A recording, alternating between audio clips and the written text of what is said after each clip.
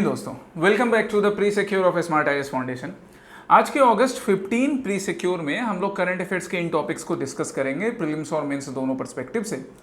पहला टॉपिक जो हमारा है वो है food and agricultural organization FAO, एक इंपॉर्टेंट ऑर्गेनाइजेशन जिसके बारे में सिविल सर्विसेज एस्पिरेंट को मालूम होना ही चाहिए। इनका फंक्शन FAO का, फूड एंड एग्रीकल्चरल ऑर्गेनाइजेशंस का, इनके फंक्शंस पर प्रीलिम्स में कई बार क्वेश्चन पूछा जा चुका है और रिसेंट के जो भी डेवलपमेंट होते हैं ना, करंट के जो डेवलपमेंट होते हैं वो आएंगे। फिर FAO का यूज हम लोग GS पेपर 3 में या इवन GS पेपर 2 के भी आंसर्स लिखने के लिए कर सकते हैं। Okay, food and agricultural organization से रिलेटेड आज देखेंगे कैसे यूज होगा। Then sleeping sickness.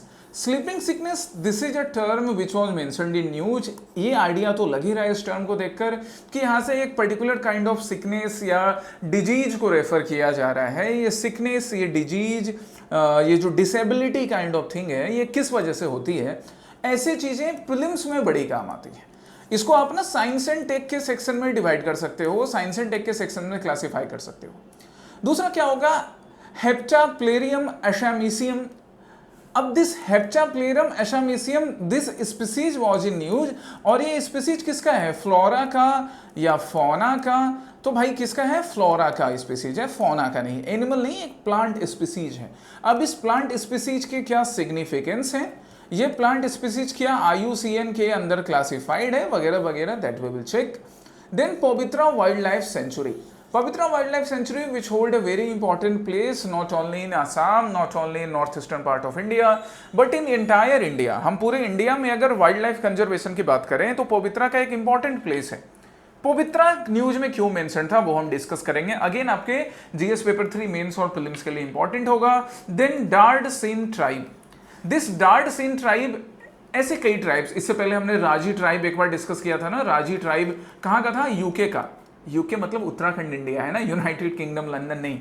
राजी ट्राइब डिस्कस किया था। आज ये डार्डसीन ट्राइब है which is found in northern part of India, Jammu Kashmir वाले रीजन में, POK पाकिस्तान ऑक्यूपाइड कश्मीर, या इवन नॉर्दर्न अफगानिस्तान वाले रीजन में भी मिलता है।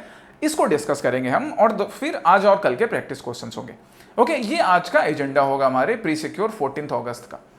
सो पहला टॉपिक आ गया फूड एंड एग्रीकल्चरल ऑर्गेनाइजेशन से रिलेटेड, FAO से related. What is this FAO और क्यों न्यूज में था, पहले ना हम इस न्यूज क्लिपिंग्स को देखते हैं, यहां से भी कुछ सीखने मिलेगा। सबसे पहले FAO क्या बोल रहा है, फूड एंड एग्रीकल्चरल ऑर्गेनाइजेशन क्या बोल रहा है अपने एक रिपोर्ट में, अपने एक इंडेक्स में, जिसको हम बोलते हैं फूड प्राइस इंडेक्स। तो एक टॉपिक तो यहां से ही एग्जाम के लिए इंपॉर्टेंट हो गया, that this food price index it is published by which organization, FAO इसको पब्लिश करता है। Okay, now as per this index FAO क्या बोल रहा है, that world food prices at 2-year high on rising meat and edible oils, कि specially edible oils, चाहे वो मस्टर्ड ऑयल हो या फिर सोयाबीन ऑयल हो या फिर कोकोनट ऑयल हो, और साथ ही मीट, इन दोनों कैटेगरी को लेकर overall food prices 2 years high पर हैं। Now this is a concern, क्योंकि जब हम सस्टेनेबल डेवलपमेंट गोल्स में हर किसी के लिए पेट भर खाना, मतलब कोई भी इंसान भूखा नहीं सोए, नो हंगर का टारगेट रख रहे हैं, तो फूड प्राइसेस का हाई होना इट्स रियली अ कंसर्न। ठीक है, ये फूड प्राइस इंडेक्स, इसको ना ग्लोबल बेंचमार्क के फॉर्म में यूज किया जाता है for food commodity prices. Food commodity prices के लिए this has been used as global benchmark, एक ग्लोबल बेंचमार्क की तरह यूज किया जाता है ये FAO का ये फूड प्राइस इंडेक्स। अब हम इस MCQ पर आते हैं। सो MCQ में पहला स्टेटमेंट क्या बोल रहा है, that FAO is a specialized agency of United Nations. Yes, ये तो इसके बेसिक डिटेल्स हो गए जो हम हमेशा याद रखेंगे कि FAO किसकी स्पेशलाइज्ड एजेंसी है, यूनाइटेड नेशंस की।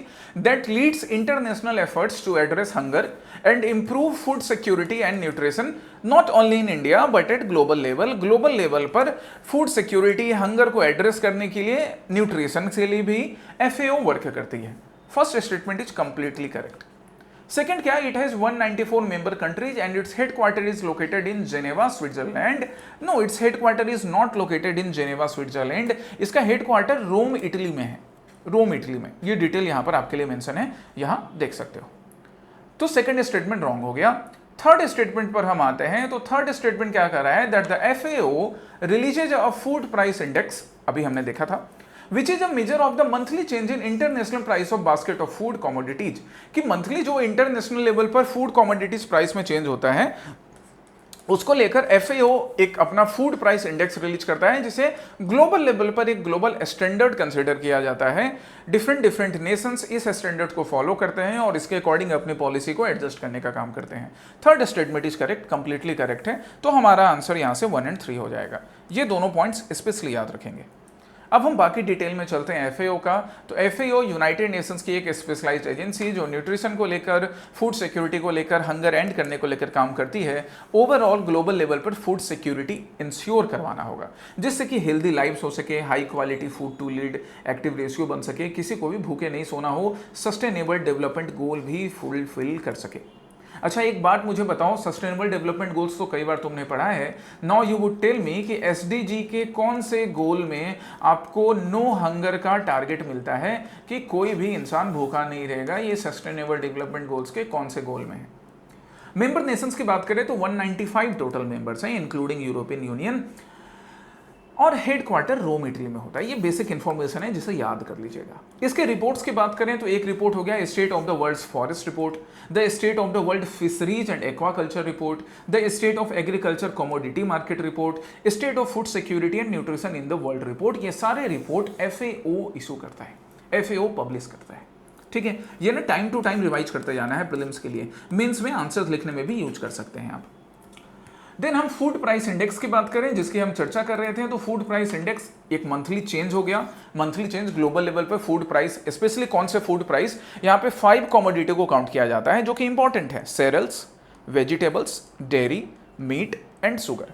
तो cereals, vegetable, dairy, meat and sugar, these are the basic 5 commodities on the basis of which the overall food prices are measured at global level. क्योंकि ये 5 चीजें ना देखो खाने के लिए जरूरी होती हैं। आप अनाज खाओगे ही, सब्जी खाना भी जरूरी है ओवरऑल हेल्थ के लिए। डेयरी प्रोडक्ट्स बच्चे से लेके बूढ़े हर किसी को चाहिए होता है। Meat, those people who consume non vegetarian food, and sugar. अब शुगर कंटेन को हम कम करें, शुगर हम जितना यूज करते हैं उसको हम कम करें, वो अच्छी बात है, बट फिर भी शुगर की यूज होती है स्वीट्स प्रोडक्ट्स बनाने के लिए या बाकी चीज़ों में। बेस ईयर क्या काउंट किया जाता है? 2014-16 काउंट किया जा रहा है इसका। ये एक टर्म याद रखना प्रीलिम्स के लिए, बेस ईयर 2014-16 काउंट किया जा रहा है। Okay, so now come to the next topic, human African trypanosomiasis. Human African trypanosomiasis, जो मैंने तुम्हें यहाँ स्लीपिंग सिकनेस बताया था जब हमने ये पहला हमारा जो टॉपिक्स के डिटेल हम देखे थे कि कौन सा भाई हम किस किस टॉपिक को कर रहे हैं, तो यहाँ हमने क्या लिखा था? Sleeping sickness. इसका स्टैंडर्ड नेम क्या है? Standard name is human African trypanosomiasis. अब अफ्रीकन रीजन्स में, सिंस सब सहारा अफ्रीकन रीजन्स में लोग काफी ज्यादा इससे अफेक्टेड हैं, दैट्स वाई इसको ह्यूमन अफ्रीकन ट्राइपनोसोमियासिस के नाम से बुलाया जाता है, पॉपुलरली स्लीपिंग सिकनेस के नाम से। Now WHO, world health organization, it declares Kenya free of sleeping sickness. बहुत अच्छी इंपॉर्टेंट बात है। एक इंपॉर्टेंट बात तो यहां से मिल गया कि WHO ने किसको फ्री किया है? केन्या को free of sleeping sickness, sleeping sickness से फ्री किया है। Now what is this sleeping sickness? क्या है ये स्लीपिंग सिकनेस? इसके डिटेल्स देखेंगे। इस क्वेश्चन को देखें पहले। पहला स्टेटमेंट क्या बोल रहा है? That it is a parasitic disease. ये बात सही है, this is a parasitic disease, but पूरा ओवरऑल करेक्ट या रॉन्ग करने से पहले हम पूरा स्टेटमेंट पढ़ेंगे, ठीक है? ये याद रखिएगा, हड़बड़ी नहीं करना है, हड़बड़ी में गड़बड़ी। It is a parasitic disease transmitted by the bite of infected mosquitoes। नहीं भैया, मच्छर के काटने से नहीं, ये फ्लाइज के बाइट से होता है, इन्फेक्टेड फ्लाइज के काटने से। मक्खी होती है एक स्पेसिफिकली, अभी मैं दिखाऊंगा तुम्हें, उसके कट करने से होता है। सो ये स्टेटमेंट रॉन्ग हो गया। Second, it is commonly known as sleeping sickness and is endemic in the sub Saharan African region. Yes, correct, नाम भी आप देख सकते हो, इंस्पायर्ड है वैसे। The disease shows initial symptoms such as fever, headache, joint pain, which can progress to neurological issues such as confusion and disrupted sleep। कि शुरू में फीवर, हेडेक, जॉइंट पेन ऐसे सिचुएशंस होते हैं, बट धीरे धीरे confusion, disrupted sleep, neurological issues तक arise हो जाते हैं। 2 और 3 आर करेक्ट स्टेटमेंट, 2 और 3 करेक्ट स्टेटमेंट। अब इसको तुम स्लीपिंग सिकनेस उससे कनेक्ट मत कर लेना कि कुछ लोग आलसी होते हैं जिनको हमेशा नींद आती रहती है, वो उनके आलस का प्रतीक है, वो स्लीपिंग सिकनेस नहीं हुआ, ठीक है? ये चीज ध्यान रखिएगा। 2 और 3 इंडिया में जिनको हो रहा है, अगर आप इस फ्लाई के कांटेक्ट में नहीं आए हो, इसका मतलब आप आलसी हो। स्लीपिंग सिकनेस नाम की डिजीज नहीं है। चलिए, this is a parasitic disease due to the bite of infected tsetse flies. ये टेस्टिस फ्लाइज इसके इन्फेक्शन की वजह से होता है, इसके बाइट करने की वजह से होता है। सब सहारन अफ्रीकन रीजन में एंडेमिक डिजीज है, काफी लोग इससे अफेक्टेड हुए हैं। इसके स्प्रेड की हम बात करें तो फर्स्ट साइन एंड सिम्टम्स ना काफी वीक के बाद दिखना शुरू होता है, लेकिन उसके बाद जब एक बार दिखने लगता है ना तो बड़े रैपिडली ये डिजीज फैलती है। ब्रेन आपकी न्यूरोलॉजिकल फंक्शंस को अफेक्ट करती है, जिससे कि फीवर, हेडेक ये इनिशियल सिम्टम्स होते हैं। धीरे धीरे डिस्टर्प्टेड स्लीप पैटर्न, बिहेवियरल चेंजेज होना, कंफ्यूजन होना, ये सारी चीजें भी आगे ऑब्जर्व की जाती हैं इस स्लीपिंग सिकनेस वाले डिजीज में। दो टाइप भी इसके होते हैं। एक टाइप तो काफी लीथल माना जाता है। पहला जो टाइप हो गया, इसके दो टाइप है, ठीक है। हमारे जो ट्राइपनोसोमियासिस डिजीज है, इसके दो टाइप हैं और पहला टाइप काफ़ी लीथल है। लीथल इस वजह से कि इसमें कई लोगों की डेथ होने के चांसेस होते हैं।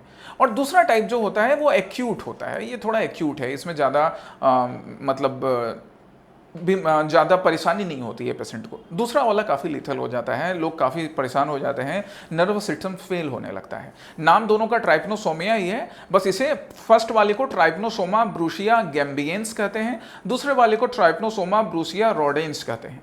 ये नाम आपको अगर पूरी तरह से नहीं भी याद रहे, but at least keep in mind. ये जो मैं बार बार कभी कभी बोलता हूँ ना कि पूरा नहीं भी याद रहे, इतना दिमाग में रखो, वो इसलिए क्योंकि एग्जाम में ना क्वेश्चन बनाने के लिए कंप्लीट सारा का सारा इन्फॉर्मेशन रटा हुआ रहे वो जरूरी नहीं है। एग्जाम में आपको प्रीलिम्स के क्वेश्चंस बनाने के लिए जितना नेसेसरी है उतना मालूम होना चाहिए, और मेंस में कैसे हम लिख के वैल्यू एडिशन कर सकते हैं वो। तो पहले ये याद रखिएगा, इसको दो टाइप में डिवाइड किया जाएगा। एक जो टाइप है डिजीज का, people are more affected, and the other type acute type of disease है। कौन कौन से रीजन इससे अफेक्टेड हैं? तो till today WHO has validated elimination of the gambiense from HAT in 7 countries. तो Togo, Benin, Ivory Coast, Uganda, Ghana, Chad, Guinea, इन सबको धीरे धीरे WHO ने एलिमिनेशन वैलिडेट किया है। एलिमिनेशन ऑफ गैम्बियस मतलब ये जो डिजीज है स्लीपिंग सिकनेस का, इससे एलिमिनेट के लिए WHO ने वैलिडेट किया है। कहीं ना कहीं ये नेशंस अफेक्टेड रहते थे। सबसे ज़्यादा इसमें रिस्क किसको है? तो रूरल पॉपुलेशन को रिस्क होता है, because this rural population they come in contact to that fly. ये जो मक्खी दिख रही है, इस मक्खी के कांटेक्ट में रूरल पॉपुलेशन के लोग काफ़ी ज़्यादा आते हैं, due to dependency over agriculture, fishing, animal husbandry industries, और साथ ही साथ क्लीनलीनेस का नहीं होना इसके वजह से भी। चलिए नेक्स्ट है एक स्पीसीज जो कि न्यूज में था, फ्लोरा स्पीसीज, एक प्लांट स्पीसीज। नाम क्या है? हेप्टाप्लियरम एसेमिसियम। ये स्पीसीज अभी आसाम में ही मिला, कोपिली रिवर बेसिन में। Now what is the reference, what is the significance of this Kopili river? ये आप ढूंढोगे Kopili river. Now tell me, Kopili river का ओरिजिन कहाँ है? ये तुम मुझे बताओगे कमेंट सेक्शन में, ओरिजिन ऑफ कोपिली रिवर। ठीक है, सो असम अम्ब्रेला प्लांट, इसको अम्ब्रेला प्लांट के नाम से भी बुला रहे हैं। A new species discovered in Kopili river basin. Photo देखना चाहो तो ये आप देख सकते हो, this is the picture of that species. पढ़ते हैं इसके बारे में। पहला स्टेटमेंट क्या बोल रहा है? That Heptapleurum assamicum is a newly discovered plant species found in Assam's Dima Hasao and west Karbi Anglong districts. Correct. Second, the species has been endangered as IUCN criteria. नहीं, इंडेंजर्ड नहीं है, अभी इसके बारे में डाटा डेफिशिएंट है, डाटा सफिशिएंटली अवेलेबल नहीं है IUCN के पास। सेकेंड स्टेटमेंट रॉन्ग हुआ, फर्स्ट स्टेटमेंट करेक्ट है कि एक न्यूली डिस्कवर्ड डिसीज है in this region of Dima Hasao and west Karbi Anglong districts. हम इस डिजीज के स्पेसिफिकेशंस की बात करें, IUCN स्टेटस तो याद ही रखना, डाटा डेफिशिएंट है, सफिशिएंट डाटा अवेलेबल नहीं है IUCN के पास। एक नई प्लांट स्पीसीज जो लस एवरग्रीन सर्व के रूप में देखा जा सकता है, असम के डिमा हसाओ कार्बी एंगलोंग डिस्ट्रिक्ट्स में है। बाकी इसका एक्सपेंशन या इसका स्प्रेड दूसरे रीजन में हो सकता है अगर सीड्स डिस्पर्स होके दूसरे रीजन तक पहुंचे तो। इसको फैमिलियर नाम अम्ब्रेला प्लांट के नाम से बुलाया जाता है। ओके, और इस स्पीसीज के, इस फ्लोरा के हम स्पेसिफिकेशंस में जाएं तो दिस इज, ये जो स्पीसीज है, its leaflets are narrow and lance shaped. जरा इस फिर से फोटो देखो, इसके लिफलेट्स जो ये पत्तियां दिख रही है आपको, नैरो दिख रहा है, लेंस शेप्ड दिख रहा है, ये जो शेप है लंबा सा शेप, सो इस शेप का होता है। Flowers are striking purple rather than the greenish yellow of its ornamental cousin. Cousin मतलब इसका चचेरा, चचेरी भाई नहीं, मतलब इसके इससे सिमिलर जो स्पीसीज है उसका, उसके जैसा नहीं, बल्कि यहाँ पे ये पर्पल कलर के फ्लावर होते हैं। ये फ्लावर आप देखिए, ये पर्पल कलर के फ्लावर हैं। Its compact inflorescence bear up to 15 flowers per umbel. ये सब बेसिक डिटेल्स हैं, जस्ट टू रीड, कि आप इनके डिटेल्स याद रखिए। IUCN स्टेटस स्पेशली याद रखना। Currently population is tiny and highly localized. काफ़ी कम पॉपुलेशन है, लोकलाइज्ड है, इसलिए IUCN के पास ज़्यादा डेटा भी अवेलेबल नहीं होता है। नेक्स्ट है Pobitora wild life sanctuary. Now the Times of India एक आर्टिकल छाप रहा है क्या, that parthenium eradication drive in Pobitora wild life sanctuary to protect grasslands. अब इस न्यूज़पेपर आर्टिकल को जरा ध्यान से देखो, फिर हम क्वेश्चन पर जाएंगे। तो ये न्यूज़पेपर आर्टिकल दो चीज़ बोल रहा है। एक तो पार्थेनियम नाम की ये स्पीसीज जिसके बारे में कहा जा रहा है, ये आप देख सकते हो यहाँ पे जो हमारे वर्कर्स इन्वॉल्व हैं या रिसर्चर्स जो भी बॉटनिस्ट इन्वॉल्व हैं, वो इस स्पीसीज को रिमूव करने का काम कर रहे हैं। Why? Because they pose a threat to grassland. इसके वजह से ना ग्रासलैंड का ग्रो अच्छे से नहीं होता है, जैसा आपको दिख रहा है। That's why this parthenium species is being removed from Pavitra wild life century. एक इन्वेसिव स्पीसीज है पार्थेनियम। इन्वेसिव स्पीसीज जिनके इन्वेजन से जो लोकलाइज्ड इंडिजीनियस प्लांट्स होते हैं या ग्रासेस होते हैं, उनका ग्रोथ रुक जाता है। Okay, colloquially known as the Congress grass. इसको कांग्रेस ग्रास के नाम से भी जाना जाता है वैसे, ठीक है। चलिए, फर्स्ट स्टेटमेंट क्या? It is known for holding the highest density of greater one horn rhinoceros in the country. हम पवित्रा वाइल्ड लाइफ सेंचुरी की बात करें तो yes, correct, it is known as holding the highest density of greater one horn rhino. Greater one horn rhino का highest density Pavitra wild life sanctuary में है। That's why मैंने कहा था कि Pavitra wild life sanctuary is not just significant in Assam but in entire India as well, क्योंकि rhino conservation पूरे India के लिए इंपॉर्टेंट है। First is correct. The century consists of Raja Mayong reserve forest and Pobitora wild life reserve forest. एकदम correct है। Raja Mayong reserve forest and Pobitora reserve forest दोनों इस sanctuary के पार्ट हैं। Read about Raja Mayong reserve forest, है ना, राजा मायोंग रिजर्व फॉरेस्ट के बारे में पढ़िए, ये आपका टास्क हुआ। दोनों स्टेटमेंट यहाँ करेक्ट थे। हम पवित्रा की बात करें, इसके बेसिक डिटेल्स को देखें तो इसके इस्टेब्लिशमेंट 1992 में इस्टेब्लिशमेंट होता है। ये दो रिजर्व फॉरेस्ट इसके पार्ट हैं। नाउ फ्लोरा की बात करें कि कैसे प्लांट्स वगैरह मिलते हैं, तो 72% of Pavitra consist of west savanna kind of plants. साथ ही साथ वाटर हाइसिंथ का मिलना ये भी काफ़ी ज़्यादा है। Though this is a major problem as well, क्योंकि वाटर हाइसिंथ इसको कुछ लोग घेगुआ बुलाते हैं, अलग अलग नाम से बुलाते हैं। इसके वजह से क्या होता है ना कि पूरा का पूरा ये जो पॉन्ड वाला लेवल है ये कवर हो जाता है। अब जब कवर हो गया तो नीचे जो हमारी फिशेस हैं, मेरी ड्राइंग इतनी ख़राब है कभी कभी मुझे लगता है ये मेरे लिए फिश है तो तारे ज़मीन पर के दरअसल सफारी की तरह मछली बन रही है। नहीं, वो अच्छा पेंटिंग करता था क्या है? तारे ज़मीन का दरअसल सफारी नहीं, छोड़ो मेरी पेंटिंग को छोड़ो। जो फिशेस हैं हमारे या बाकी एक्वेटिक स्पीसीज हैं, उनको प्रॉपर अमाउंट में ऑक्सीजन नहीं मिल पाता है। That is a threat which water hyacinth pose. और फिर जब ये धीरे धीरे गलने लगते हैं, डिकम्पोज होते हैं, तो और ज़्यादा ऑक्सीजन लेते हैं, है ना, जिससे कि बायोलॉजिकल ऑक्सीजन डिमांड भी बढ़ जाता है। So overall the expansion of the spread of water hyacinth is not good for the health of aqueous medium, not good for the health of rivers और पॉन्ड्स। फौना की हम बात करें तो Pobitora is mainly famous for Indian one horn rhino, yes, क्योंकि highest density है इसकी। इसके अलावा leopard, wild boar, barking deer, wild buffalo, ये स्पीसीज भी मिलते हैं। अब ये स्पीसीज का नाम तो मैंने लिखा, तो तुम क्या करोगे? हाँ, सही पकड़े हो, तुम इसका IUCN स्टेटस ढूंढोगे। That what is the IUCN status of leopard, wild boar, wild buffalo and barking deer, ढूंढिएगा आप। ओके, पार्थेनियम इस स्पीसीज की बात करें तो एक इन्वेसिव स्पीसीज है जिसके वजह से ग्रासलैंड में ग्रास का ग्रोथ रुक जाता है। Commonly it is also known as carrot weed, क्योंकि कैरेट के प्लांट की तरह थोड़ा दिखता है। कैरेट का भी जब प्लांट बड़ा होने लगता है ना तो ऐसे फ्लावर्स उठते हैं। बट दिस कैरेट वीड या कांग्रेस ग्रास जो है that is not good for the health of grassland. Grassland के हेल्थ के लिए सही नहीं है, पॉइजनस भी होता है, ठीक है, एलर्जिक है, तो ह्यूमन और एनिमल दोनों के लिए थ्रेट होता है, क्योंकि आप इसको अपने लाइव स्टॉक को, गाय भैंस को भी नहीं खिला सकते। गलती से उन्होंने खा लिया तो उन्हें डिजीज या फिर बाकी प्रॉब्लम्स हो सकती है। अस्थमा जैसे डिजीज़ को, मतलब ह्यूमन के लिए अस्थमा जैसे डिजीज़ या बाकी ब्रोंकियल, नेसल ब्रोंकियल डिजीज़ को भी प्रोमोट करता है। That's why the parthenium, this invasive species, should be out of the grassland या फिर पवित्रा वाइल्ड लाइफ सेंचुरी रीजन से इसको उखाड़ कर अलग किया जा रहा है। ओरिजिन की बात करेंगे हम कि ये पार्थेनियम नाम का ये जो इन्वेसिव स्पीसीज है कहाँ से इन्वेट करके आता है, तो ये मेक्सिको, अमेरिका, त्रिनिदाद, अर्जेंटीना वाले रीजन में कहा जाता है कि वहाँ मिलता था, वहीं इसकी ओरिजिन थी। और फिर the noticeable occurrence of parthenium was first observe in Pune, Maharashtra in 1955 and then India में पूरी तरह से फैलता है वाइल्ड फायर की तरह, मतलब बड़ी तेजी से फैलता है अलग अलग रीजन्स में, ठीक है। ओके, नेक्स्ट क्वेश्चन पर हम आते हैं। द नेक्स्ट क्वेश्चन है डार्डसिन ट्राइब का। Now what is this Dard Shin tribe?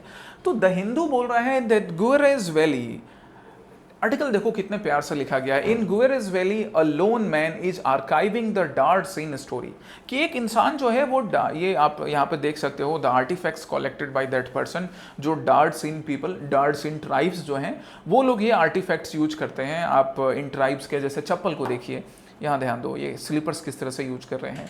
है ना, उनके इंस्ट्रूमेंट्स बाकी देखो, तो ये काफ़ी अभी भी पिछड़े हैं, ये वाली ट्राइब काफ़ी पिछड़ी है। दैट्स वाई इसको लेकर कंसर्न जाहिर किया जाता है।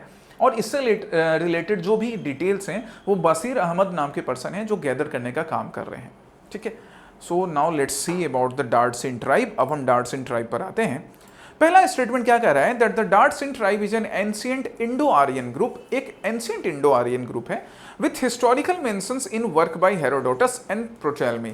एकदम करेक्ट बात है, डार्डसिन ट्राइब के बारे में इंडो आर्यन ग्रुप बुला रहे हैं। अब आर्यन सिविलाइजेशन के बारे में आज भी जिन क्लासेस में एंशिएंट हिस्ट्री मैंने पढ़ाया था या पहले भी है, मैंने बताया कि देखो आर्यन को लेकर ना कई थ्योरी है। यूरोपियन थ्योरी बोलते थे कि ये यूरोप से आए थे।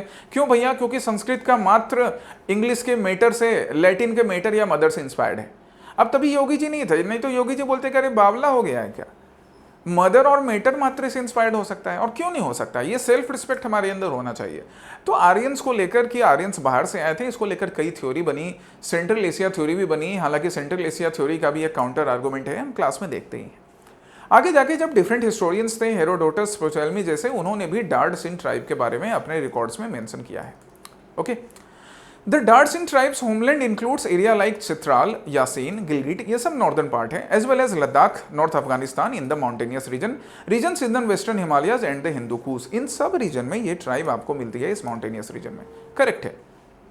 The Dard Shin people speak Kashmiri language, actually not just Kashmiri language, इनका एक स्पेसिफिक लैंग्वेज है। हम अभी देखेंगे सीन लैंग्वेज के बारे में। ये देखिए, ये सीन लैंग्वेज, या आप इसको शीना भी बुला सकते हैं, ये सीन या सीना लैंग्वेज बोलते हैं डार्डसिन पीपल, है ना, कश्मीरी लैंग्वेज एग्जैक्टली नहीं बोलते हैं। So third statement is wrong.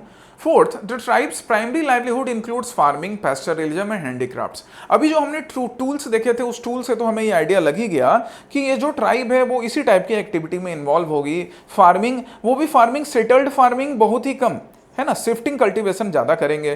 पैस्टरल activity में, हैंडीक्राफ्ट्स के छोटे मोटे वर्क में इन्वॉल्व होते हैं। Fourth is correct. So 1, 3 and 4 are answer. क्या होगा हमारा आंसर भैया? सॉरी, 1, 3 एंड 4 बोल रहे हैं, 1, 2 एंड 4 आर, तो D is the correct answer. Okay, चलिए डार्डसिन ट्राइब अब और डिटेल्स इसके देखें तो काफ़ी पुरानी ट्राइब है। दैट्स वाई हेरोडोटस के सोर्सेस में मिलती है, या प्लिनी के सोर्सेस में मिलती है, एंड कलहंस राज तरंगिनी में भी मिलती है।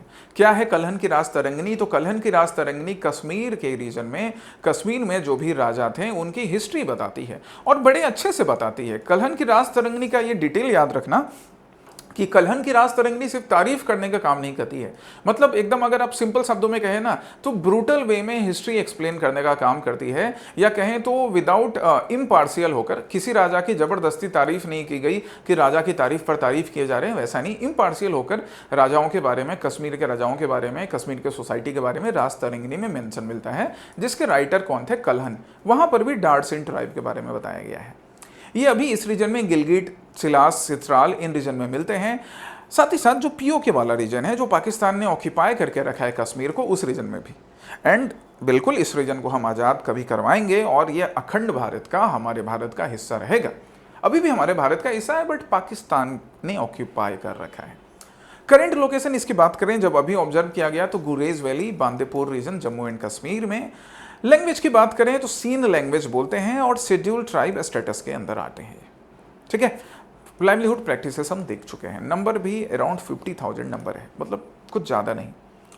कल्चरल सिग्निफिकेंस की हम बात करते हैं, तो कल्चरल सिग्निफिकेंस की हम बात करें तो इंडो आर्यन ग्रुप से आते हैं, मतलब काफ़ी रिच हेरिटेज इनका, काफ़ी पुराने हैं।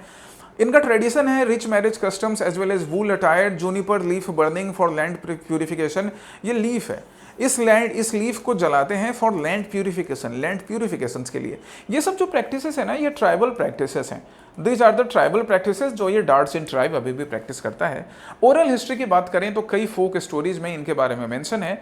रिलीजन जहां तक है तो रिलीजन ये एनिमिक वर्शिप भी है, एनिमिज्म भी है, मतलब नेचर वर्शिप करेंगे, है ना, नेचर से काफ़ी कनेक्टेड है। जितने भी ट्राइब होती है वो नेचर से कनेक्टेड होती है। साथ ही साथ बुद्धिज्म और इस्लाम के स्पिरिट से इस्लाम को भी फॉलो करते हैं।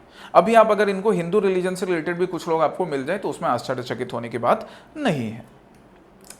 अब हम कल के प्रैक्टिस क्वेश्चन पर आते हैं। तो कल जो प्रैक्टिस क्वेश्चन था उससे पहले थोड़ा जल पी लेते हैं, फिर कल के प्रैक्टिस क्वेश्चन पर आएंगे। वहां से एक रिपोर्ट देखा गया कि वहां पे ट्रिटियम रिलीज हो रहा है। ट्रिटियम जो कि न्यूक्लियर वेपन्स में यूज होता है और इसका रिलीज काफी डिवास्टेटिंग हो सकता है, and that's why the world was concerned कि अरे ऐसा कैसे लीक हो गया भाई, आपने ध्यान क्यों नहीं दिया। तो ये ये जो साइट है कोलपोर्ट नाम का साइट, ये कहाँ सिचुएटेड है? यूएसए में नहीं, रसिया में नहीं, ईरान में नहीं, none of the above is the correct answer, क्योंकि कहाँ सिचुएटेड है? यूके, यूनाइटेड किंगडम, लंदन, मतलब यूनाइटेड किंगडम में सिचुएटेड है, लंदन नहीं, London is the capital, United Kingdom में सिचुएटेड हो गया। This is a storage facility for UK United Kingdom's nuclear weapons.